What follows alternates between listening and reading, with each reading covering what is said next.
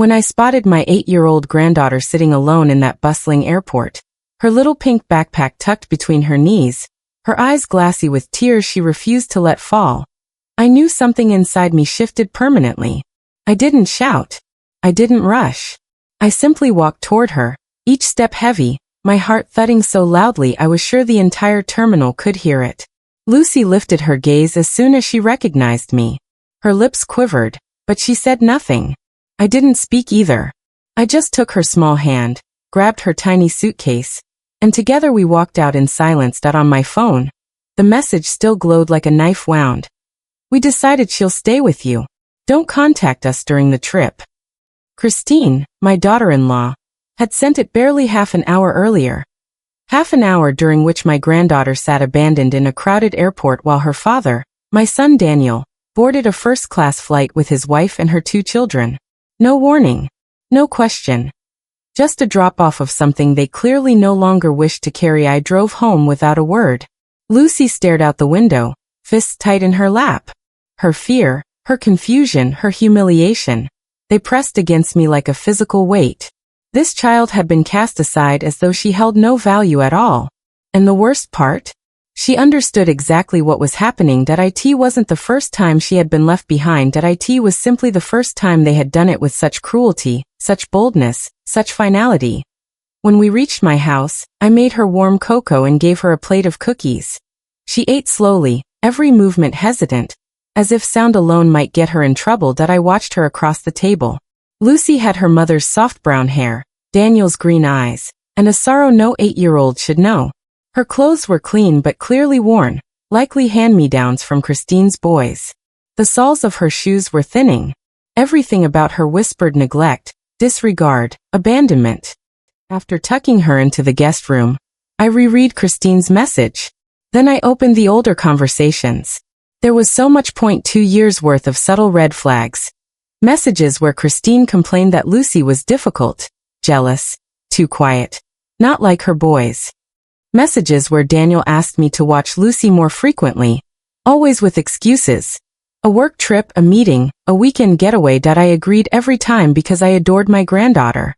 She was the last living piece of my former daughter-in-law, Lucy's mother, who had died when Lucy was only 4. Daniel rebuilt his life after a year. He met Christine at a conference. She had 2 sons, ages 11 and 13, and according to Daniel, she was everything he ever wanted. They married quickly. Much too quickly. From the start, Christine treated Lucy like an inconvenience. Not outright, not loudly, always in carefully packaged comments. She's so shy. She doesn't play well with others. My boys are more energetic, more confident. Maybe Lucy should bond more with you. You're great with hard children. I bit my tongue. I carried my suspicions alone. I thought time would smooth things over. I thought Daniel would defend his daughter. But he never did. Every complaint Christine made, he accepted. Every time she suggested Lucy stay with me, he asked if I could help out. Whenever I confronted him about how they treated the girl, he dodged the conversation or told me I didn't understand blended family challenges. Sitting in my living room that night, the house quiet, Lucy's soft breathing muffled behind the bedroom door, I finally understood what I should have seen long ago. This wasn't accidental. This wasn't confusion. This was deliberate. Christine had convinced Daniel that Lucy did not belong in their new family. And Daniel, my son, had agreed to leave his own child at an airport like a forgotten bag. My hands trembled, not from fear, but from a cold certainty settling inside me. I walked to the guest room. Lucy was curled beneath the blanket, clutching the only stuffed animal she had packed, a faded gray bunny with a torn ear. It had belonged to her mother. It was the only connection she still had. I returned to the living room, grabbed my phone, and scrolled until I found the number I needed. Robert, my attorney and friend of 3 decades. A man who had seen too many cases of family cruelty, and always knew the right line to draw. I sent him a brief message. Need to see you tomorrow. Urgent. Have proof. He replied in under 5 minutes. I'll be there at 9. Outside my window, the city lights flickered indifferently. Inside my chest, something cracked open. Something resolute replaced it. I didn't cry. I didn't scream. I simply breathed and prepared. The next morning, I was awake long before sunrise. Sleep had been shallow and restless. Every time I drifted off, Lucy's face flashed before me in that airport chair, small hands gripping her backpack, eyes wandering like she was searching for someone who'd never come. I got out of bed, brewed coffee, and sat by the window as the sky slowly lightened. The sun crept upward with a soft orange glow, brushing the empty streets with color. It should have felt comforting, hopeful, but instead it only sharpened my focus. What I felt was not hope. It was resolve. Lucy emerged around 7. I heard her moving gently in the hallway, each step tentative. When she appeared, she still wore yesterday's clothes. She looked at me like she expected reprimand, like she was bracing for disappointment. Instead, I smiled and asked, "Good morning, sweetheart. Want pancakes?" She nodded silently. I cooked while she sat at the table, watching cautiously. When I placed the plate in front of her, she whispered a barely audible thank you. We ate in quiet understanding. I didn't push her. I knew her voice would return when she felt safe again. At exactly 9 o'clock, the doorbell rang. Robert. I welcomed him in and introduced him to Lucy without ceremony. "This is a friend of mine, darling. He and I need to talk for a bit. Want to watch TV in the other room?" She nodded and disappeared without a word. Robert and I sat in the dining room. Nearly 70, silver-haired, dignified in a tailored dark suit. He carried the kind of presence that made liars nervous. We had known each other a lifetime. I trusted him implicitly. I told him everything. Christine's message, the airport incident, the earlier complaints, the excuses, the shifting responsibilities. Then I showed him the photos I'd taken that morning. Lucy's worn clothes, the thinning soles of her shoes, the nearly empty suitcase with only 2 outfits, and the frayed bunny. Robert wrote notes methodically, not interrupting once. When I finished, he looked up, his expression grave enough to chill me. "Edna, this is child abandonment. This isn't borderline, it's unmistakable. An 8-year-old left alone in an airport is criminal neglect. And the messages clearly show a pattern of emotional mistreatment and exclusion." He paused, choosing his words. "With this evidence, we can file for temporary custody immediately. Permanent custody could follow in a few months." I steadied myself. "What do you need from me?" Robert shut his notebook. "First, document everything. Every behavior, every bruise, every emotional shift. Second, take her to a doctor today. I want a full evaluation on record. Third, don't respond to Daniel or Christine at all. They'll contact you eventually, probably in panic. Ignore them." He leaned forward. "Lastly, I'll file for emergency custody this afternoon. By tomorrow morning, she'll be under your legal protection until the hearing." I hadn't expected the rapidness of his plan. For a moment, I simply sat there absorbing it. Robert's expression softened slightly. "Edna, once we start this, there's no retreat. It will destroy your relationship with Daniel. He and Christine will face legal consequences. It will get loud and ugly. Are you ready for that?" I met his gaze without wavering. My son left his little girl alone and terrified while he boarded a luxury flight with his new family. There is no relationship left to ruin. I'm just doing what he refused to do, protecting her. Robert nodded. "Then we begin today." He stood, packed away his notebook, and gave my shoulder a reassuring squeeze before leaving. When I shut the door behind him, I stood quietly for a moment, letting the weight of what I'd set in motion settle over me. Everything was about to change. But when I looked into the living room and saw Lucy curled on the couch, clutching her bunny with blank eyes fixed on the television, I knew I had made the only choice possible. That afternoon, I took her to the doctor. The physician, a gentle young woman, examined Lucy carefully. Then she asked me to leave the room so she could speak with the girl alone. When she called me back in, her face had shifted to professionalism mixed with concern. "She's physically fine," she said softly, "but emotionally she's struggling. She told me she feels sad constantly, that she worries no one wants her, that she doesn't want to inconvenience anyone. Those feelings at her age are serious indicators of emotional distress." She prepared some paperwork. "I'm recommending immediate therapy, and I'm documenting everything in her file. Here's the full report for your records." I accepted the envelope with a heavy heart. After the appointment, we went clothes shopping. I insisted Lucy choose what she liked. At first she only pointed toward plain, inexpensive items, but I nudged her gently. Pick what makes you happy, sweetheart. Pretend the price tag is invisible. Slowly she loosened. She chose a light purple dress with tiny white flowers, 2 pairs of soft jeans, a mix of shirts, brand new shoes that actually fit, and a cheerful yellow backpack that made her eyes brighten for the first time in 2 days. The total came to $320. I would have paid 10 times that to see her smile again. Back home, she tried on every outfit, doing little twirls in the living room. I applauded and told her she looked beautiful. For a fleeting moment, I glimpsed the child she should have been all along, safe, confident, loved. That night, we shared pizza and a movie. She fell asleep against me. I carried her to bed, tucked her in, kissed her forehead. As I stepped out of her room, my phone buzzed. Temporary custody order approved. Effective tomorrow. Good work, Edna. Roberti put the phone down and sank onto the couch. The city hummed outside, life continuing without pause, but within my home, everything had shifted. Lucy was safe. She was finally protected. And I had stepped firmly onto a path that would not be easy or short. But I wasn't afraid. I had clarity. The days that followed settled into a strange but peaceful rhythm. Breakfast together.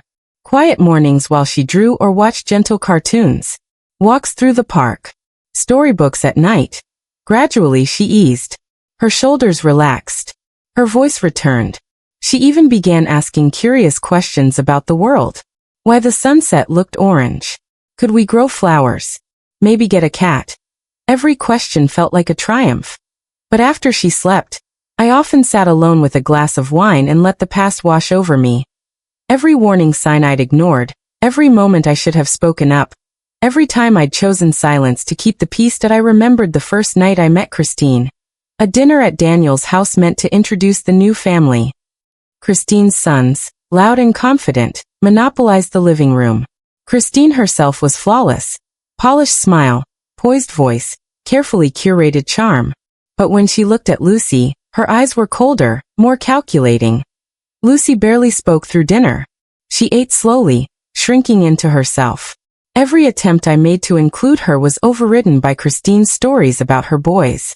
When Lucy accidentally spilled a little water, Christine let out a sigh filled with judgment. Daniel said nothing. He simply cleaned the table and told Lucy to be more careful. I clenched my jaw silently. I didn't want to ruin the evening. But I should have said something. Things only worsened in the following weeks. Daniel began canceling visits with Lucy. Always a reason, always a justification, always something more important. When I finally saw her again, she was thinner, shadows beneath her eyes. I asked if she was all right. She whispered yes so softly I almost didn't hear. That I confronted Daniel. He claimed she was adjusting, and asked me to be patient. That I gave him that patience. That was my mistake. Months passed, and the red flags turned into undeniable evidence. Lucy stayed with me more and more, weekends than weeks. Daniel always had an excuse. Then 6 months ago, Lucy appeared at my door with a backpack full of clothes and a note. Mom, Christine and I need time to work on our marriage. Can you keep Lucy for a month? I'll pay you back. A month turned into 6 weeks, then 2 months. When they finally retrieved her, Lucy sobbed, begging to stay. She wrapped herself around me, as if letting go meant losing safety forever. She pleaded with Daniel. He snapped, accusing me of spoiling her and interfering.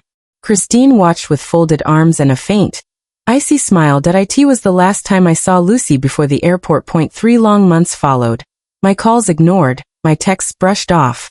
Whenever I asked about Lucy, Daniel claimed she was fine, adjusting, busy. I insisted on seeing her. He found excuses for everything, until the airport message arrived and the truth crashed down. Sitting in my living room with all these memories swirling around me, I finally faced the reality. This wasn't a bad day. This wasn't impulsive. This was calculated. 2 years Christine had chipped away at Lucy's place. And Daniel, weak and eager to please, let it happen.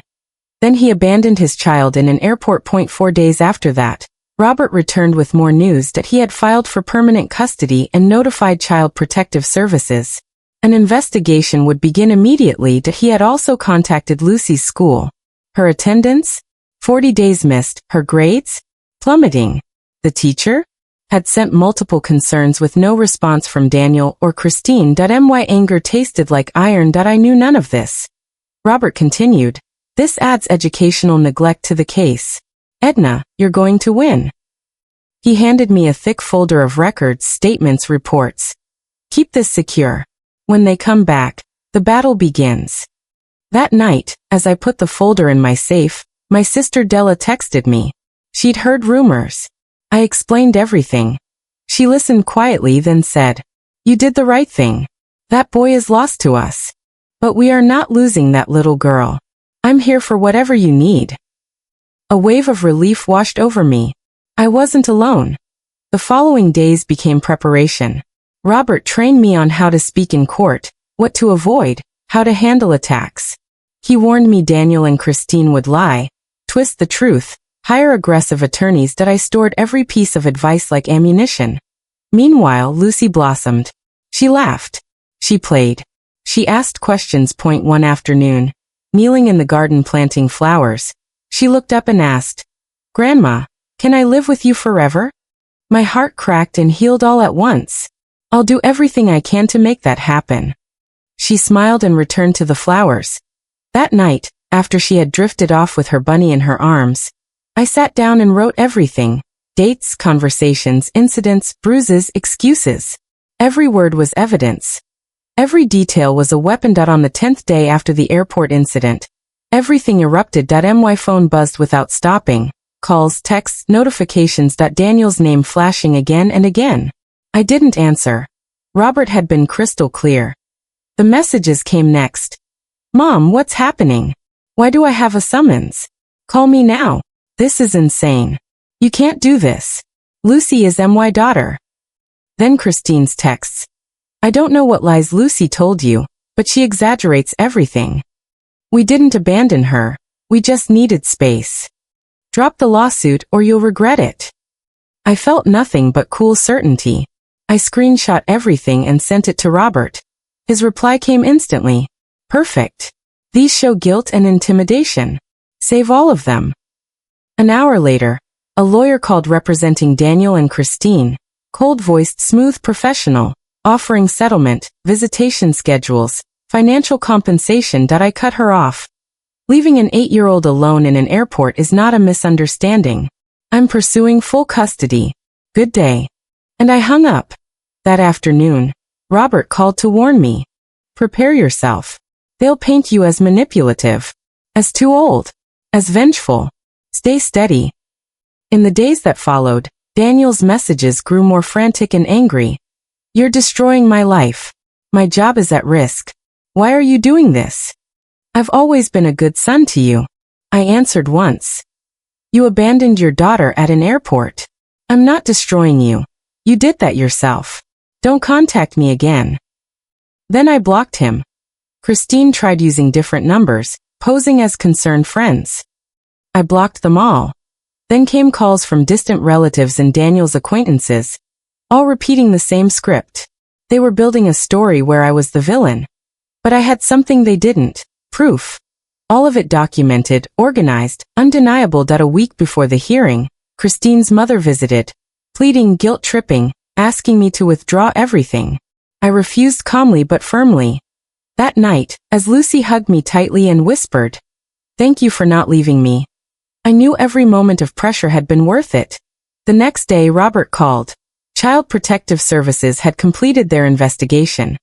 Their findings were devastating for Daniel and Christine. Abandonment, emotional neglect, educational neglect, a documented pattern of excluding Lucy.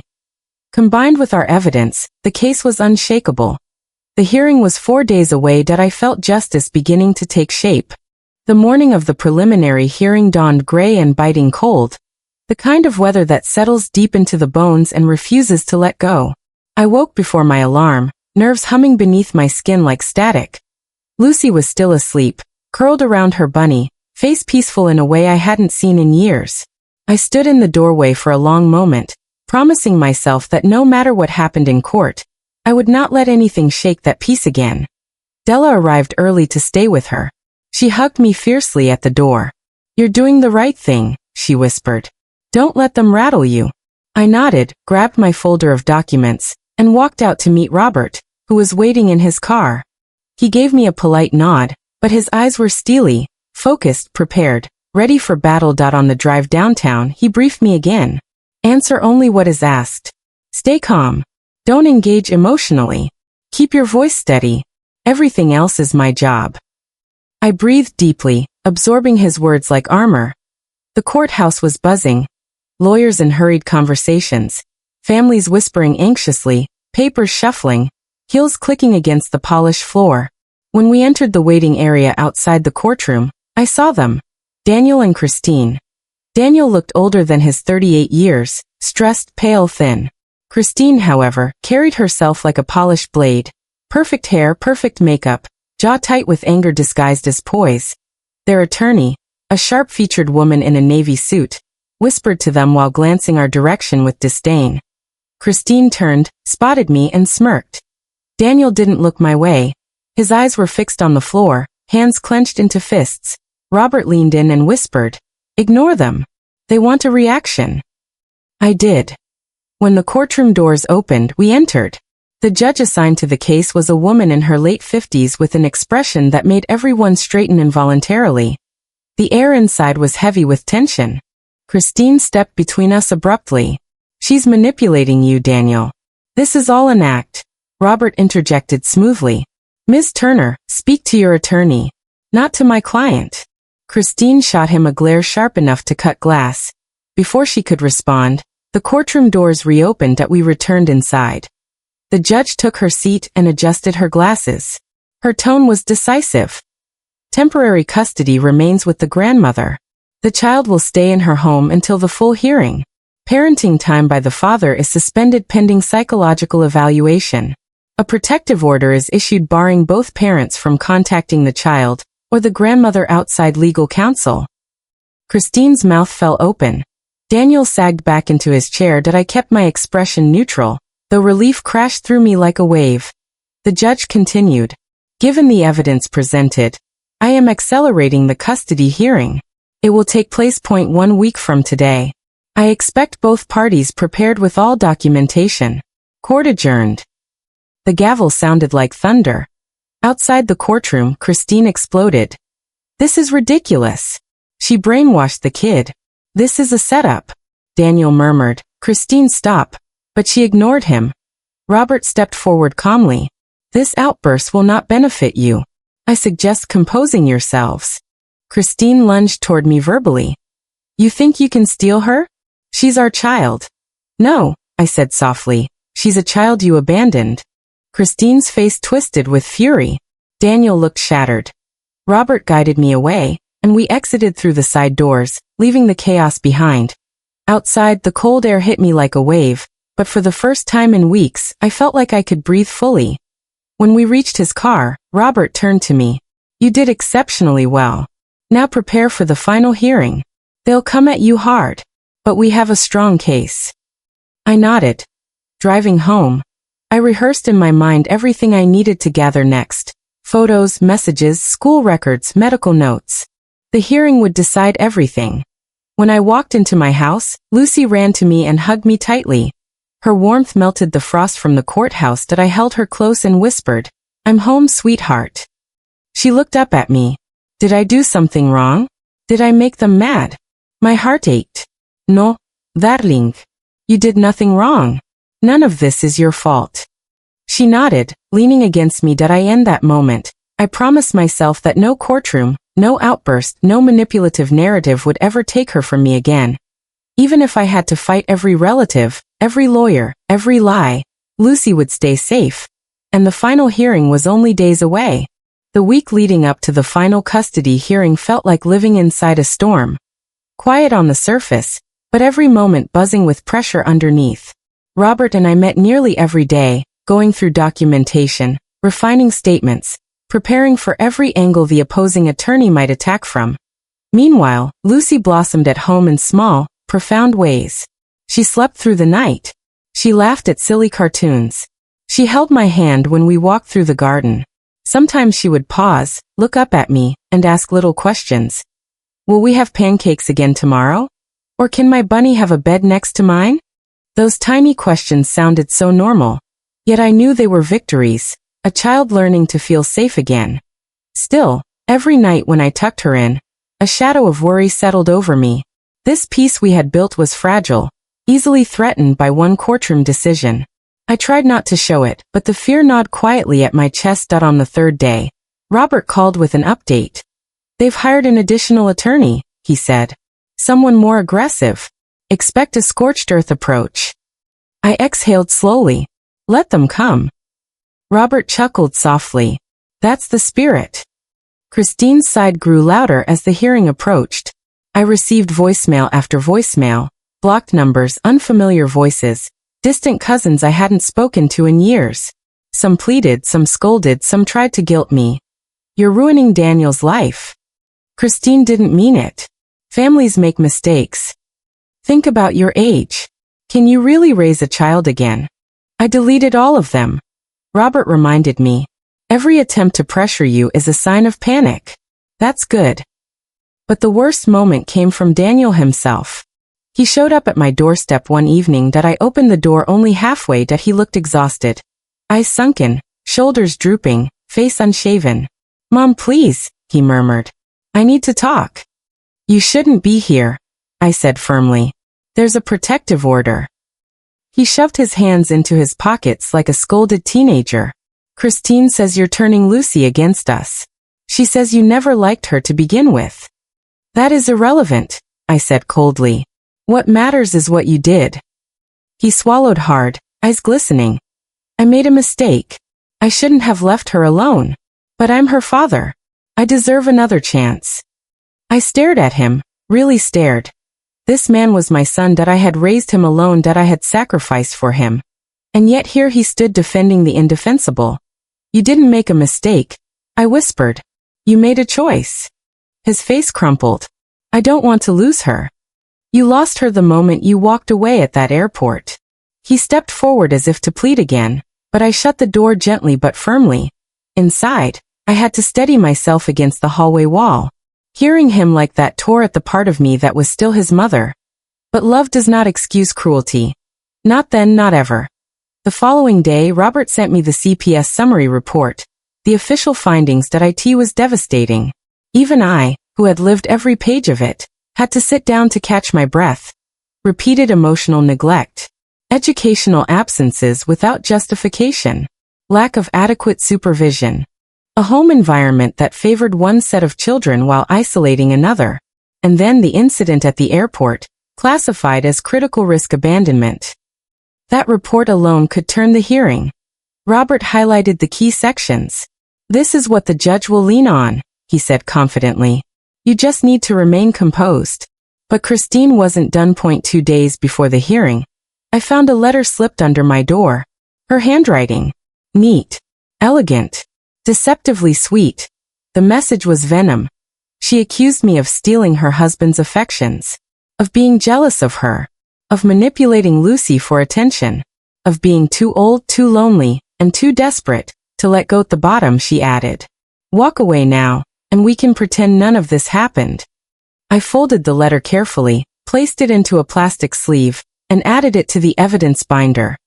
Robert almost laughed when he saw it. She handed you another weapon, he said. Indirect harassment, guilt-tripping, veiled threats, exactly what judges hate. By the eve of the hearing, everything was in place. Documents sorted. Statements rehearsed. Evidence categorized. Support system ready. That night, I made spaghetti for Lucy, her favorite, and sat with her while she drew pictures at the kitchen table. She colored a little house with flowers in front and 2 figures holding hands. Who's that? I asked gently. That's us, she said shyly. And that's our garden. My throat tightened. I kissed her hair lightly. Later, as I tucked her in, she whispered, Grandma, what's going to happen tomorrow? I brushed her hair back. Tomorrow is about making sure you stay safe, I said. That's all. Will I still live here? I held her hand. I am going to do everything, to make sure you stay right here with me. She nodded, eyelids fluttering shut. After she fell asleep, I sat in the living room. the house dark except for the warm glow of a lamp. I reviewed the documents one final time, not because I doubted anything but because I needed the reassurance that I had done everything humanly possible, that I whispered to myself, "You're ready." But deep down, I knew the courtroom could still be unpredictable. Justice isn't always neat. Truth doesn't always win cleanly. Still, I had something stronger than fear, that I had purpose. I had proof. I had a child who trusted me. And I had the will to fight with everything I had left. The final hearing was only hours away. Whatever happened next would shape the rest of Lucy's life. And mine. The morning of the final custody hearing arrived with a weight that felt almost physical, settling into every corner of my house. I rose before the sun, the sky still dark and heavy with the threat of rain. My nerves thrummed in a low, constant hum, but beneath the anxiety there was a quieter, steadier current, resolve. Lucy was still asleep when I tiptoed into her room. She was curled around her bunny, breathing softly, her hair messy and peaceful. I brushed a stray lock from her forehead and whispered, "I'll be back soon, sweetheart." She didn't stir. Della met me in the kitchen, already dressed, a mug of coffee waiting for me. "You're ready," she said simply. I nodded. Whether I felt ready or not, the time had come. Robert picked me up at 8:15 sharp. On the drive to the courthouse, he reviewed our strategy once more. What to say, what not to say, how to handle confrontational questioning. "Stay steady," he reminded me. "The evidence will do the heavy lifting. You just need to tell the truth." The courthouse was buzzing with the same anxious energy as before. But today felt different, sharper, heavier, final. When we reached the waiting area, they were already there. Christine looked immaculate, every hair in place, posture perfect, expression carved from cold stone. Daniel sat beside her, shoulders hunched, eyes dark with sleeplessness. Their new attorney, a tall man with a clipped beard and an air of ruthless confidence, flipped through his files with theatrical annoyance, as if the entire ordeal were a waste of his time. Christine's eyes locked onto me the moment I entered. "No es mal. No es mirk. Just pure hostility." Daniel didn't look up. Robert whispered, "They'll be aggressive. Be calm." At exactly 9 o'clock, we were summoned inside. The courtroom felt larger this time, though nothing had changed. Same beige walls, same flag in the corner, same solid wooden benches. But the air felt denser, as if the room itself understood the weight of what was about to unfold. Judge Harrison took her seat, adjusting her glasses as she looked over the new stack of documents. "This is the final hearing in the matter of custodial authority over the minor child," she announced. Everyone rose then sat. Christine's attorney launched the opening argument with theatrical flair. He painted Christine as a devoted mother overwhelmed by a challenging stepchild, and Daniel as a father struggling to navigate a complex blended household. He insisted the airport incident had been a miscommunication, blown out of proportion, and that I was a well-meaning but overly involved grandmother spinning an unfortunate moment into a crisis. When he finished, he cast me a smug glance, as if he assumed I'd crumble under the weight of his narrative. Robert stood slowly, calmly. He began by laying out the timeline of neglect, each date, each report, each message. Then he presented the CPS investigation findings, quoting specific lines that made Christine pale visibly. He showed the judge photographs of Lucy's worn shoes and too small clothing. He entered Christine's guilt-laced letter into evidence. He reviewed the doctor's assessment of Lucy's emotional state. He introduced the school's record of absences and declining grades. Piece by piece, he didn't just build a case. He built an unshakable wall of truth. Then the judge asked to hear from me. My heart thudded loudly in my ears as I stood, but I kept my voice steady. I described the events exactly as they happened. No exageración. No dramatics. Just the truth. The judge listened closely, occasionally jotting down a note. Christine avoided my gaze the entire time. Daniel stared into the table, shoulders shaking faintly. When I finished, the courtroom was silent. Christine's attorney stood, adjusting his tie. "No questions," he said tightly. His confidence had evaporated. Next came Daniel. When he took the stand, his voice shook. He admitted he'd been under stress, that he'd relied too heavily on Christine's judgment, that he regretted how things looked. But he never once said he was sorry to Lucy. Not once. Christine went last. Her performance was impeccable. Tears poised perfectly, words carefully chosen. She insisted she cared for Lucy, that she only wanted what was best, that the child misinterpreted family dynamics. But something had changed in the room.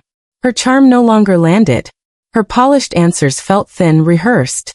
The judge watched her with a cool, analytical gaze. When Christine finished, her lawyer whispered something urgently into her ear, but she didn't respond. The judge called for a short recess before rendering the decision. In the hallway, Daniel approached me. His eyes were wet, his expression devastated. "Mom," he whispered. "Is there really no way back?" I looked at him, my grown son, now a stranger. "There was," I said quietly. "But you walked past it." Christine glared at me with unfiltered hatred, but said nothing. After the recess, we returned to our seats.